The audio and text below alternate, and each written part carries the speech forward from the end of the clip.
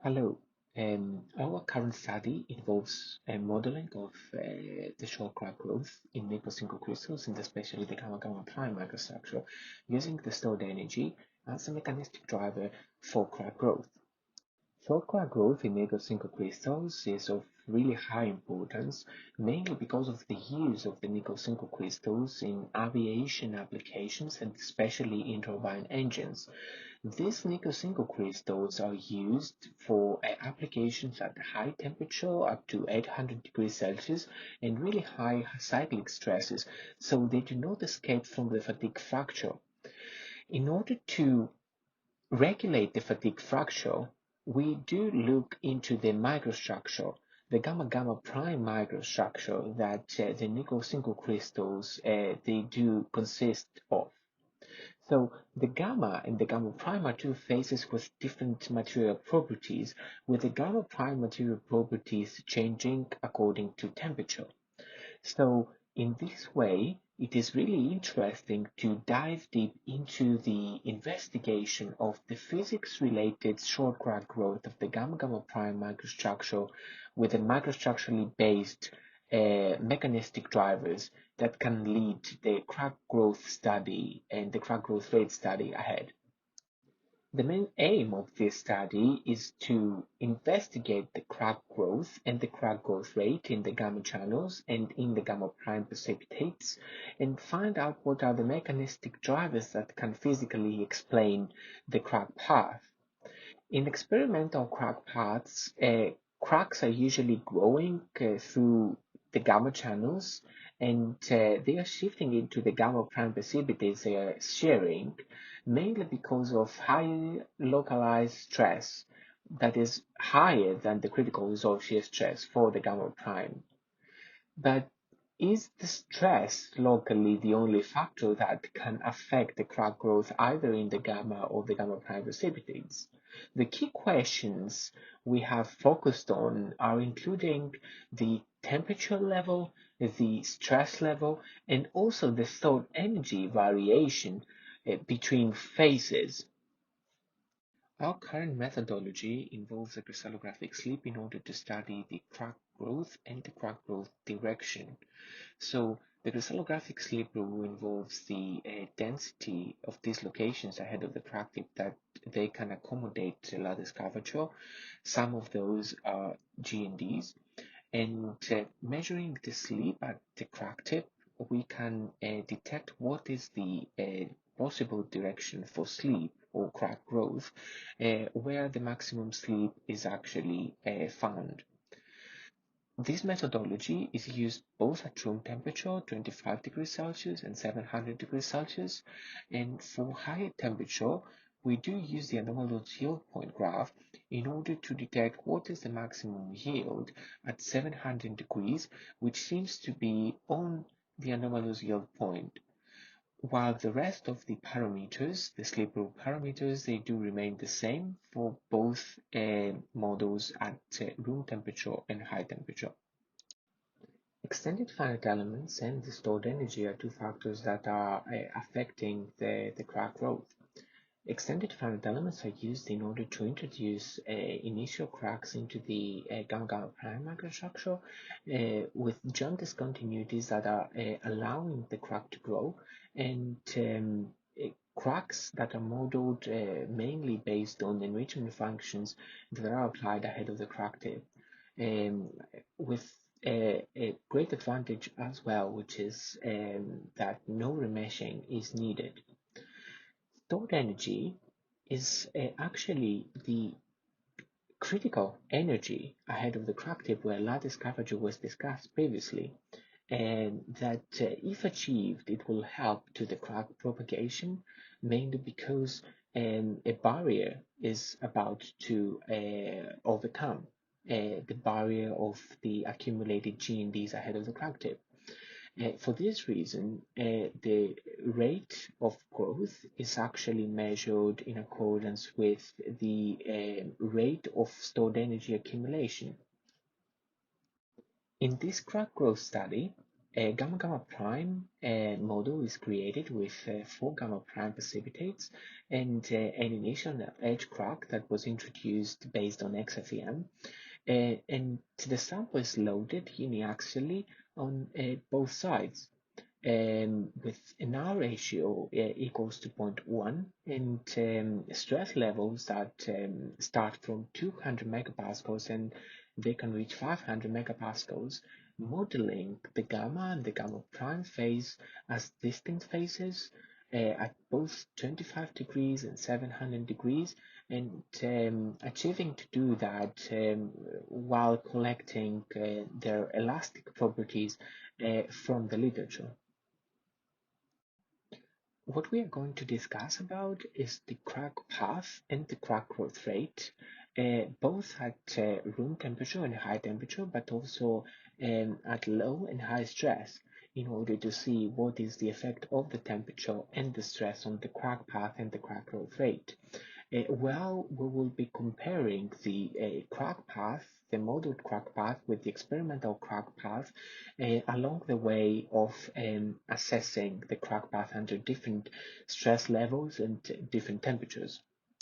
At low temperature and low stress, at 200 megapascals, the crack is propagating through both the gamma channel and the gamma prime precipitate, achieving a relatively low but also stable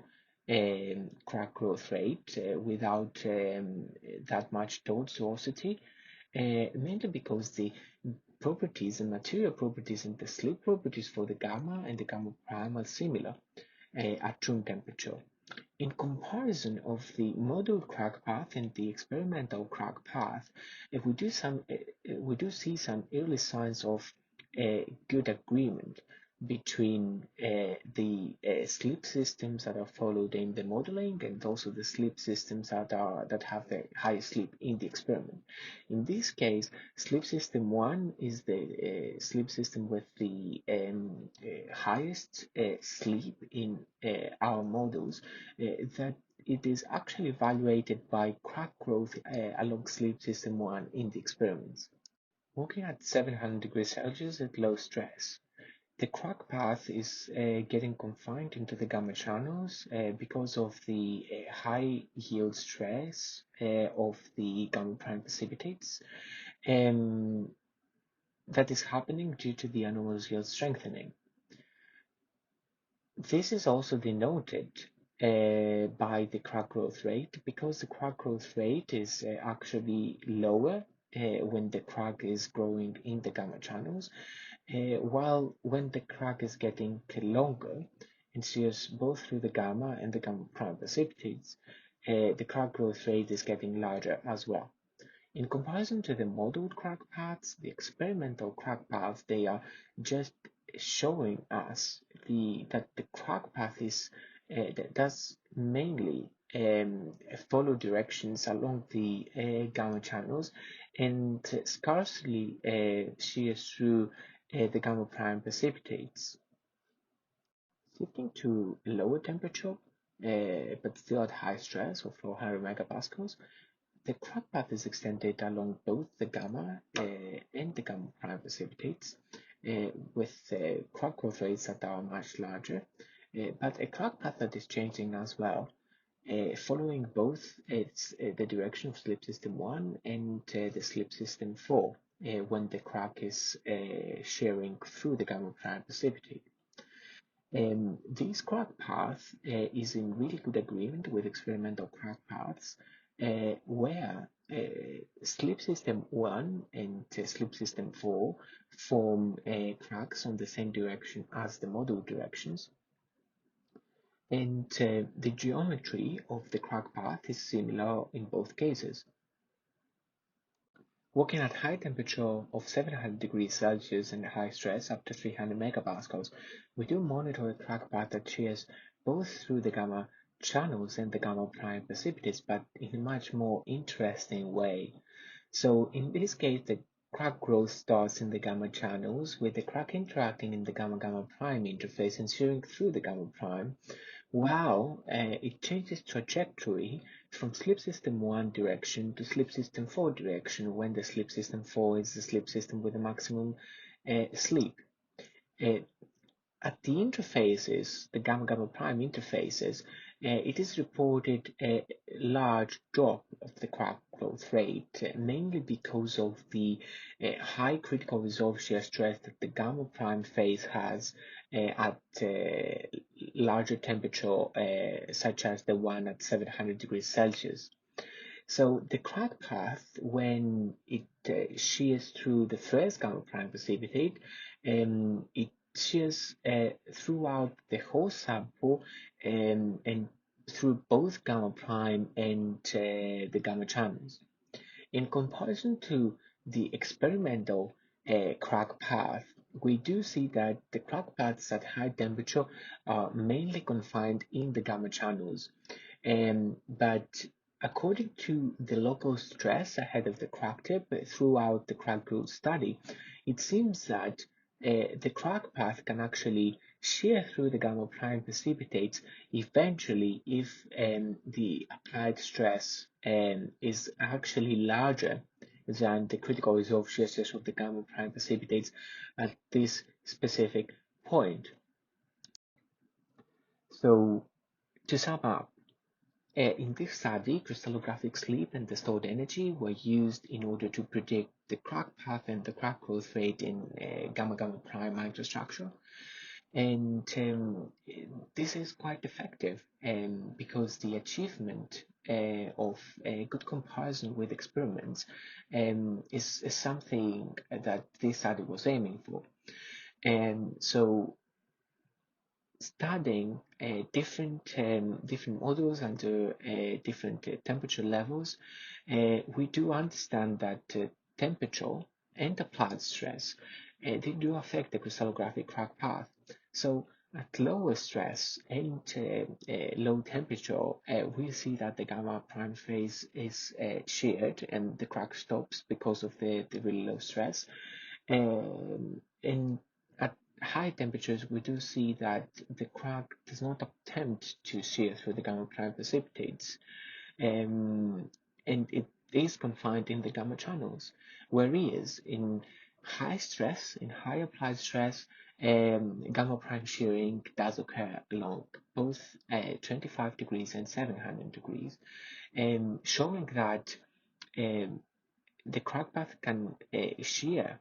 of course, through the gamma prime at low and high temperature, but showing that the crack growth rates do depend on temperature and on the applied stress as well throughout the crack growth study in the gamma gamma prime.